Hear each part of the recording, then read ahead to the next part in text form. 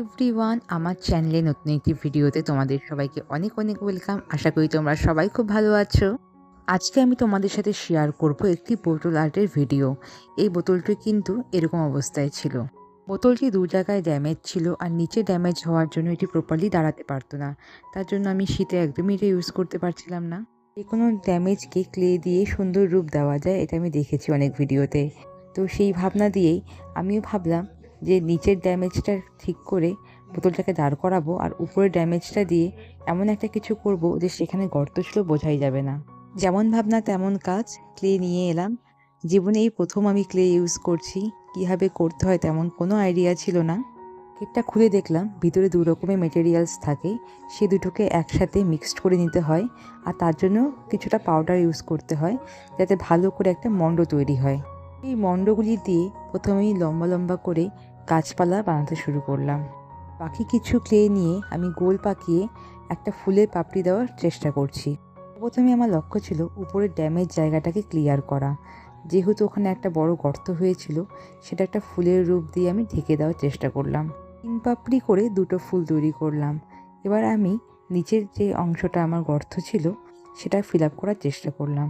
3 পাপড়ির জায়গায় মনে হচ্ছে আরও দুটো যদি পাপড়ি অ্যাড করা যায় দেখতে আরও বেশি রিয়েলিস্টিক লাগবে।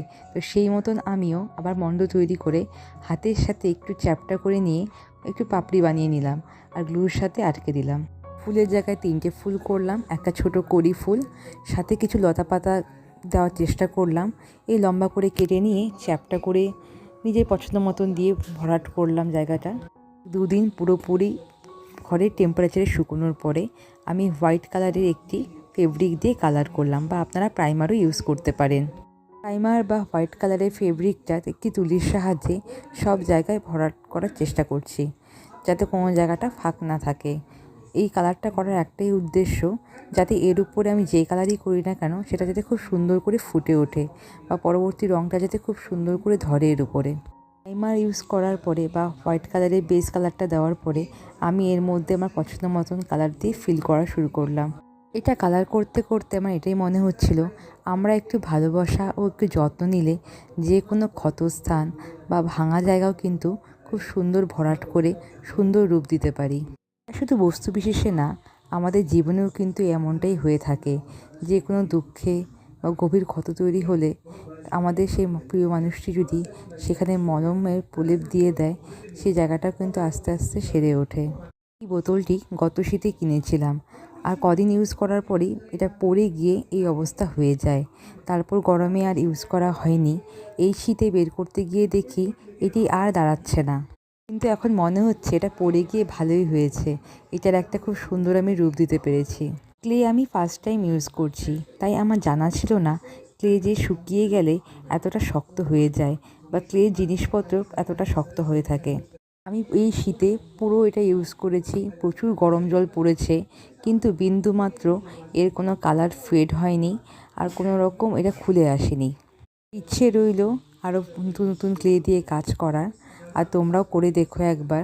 এভাবে যদি কোনো ভাঙা জিনিসকে বা পুরনো জিনিসকে নতুন রূপ দিতে পারো।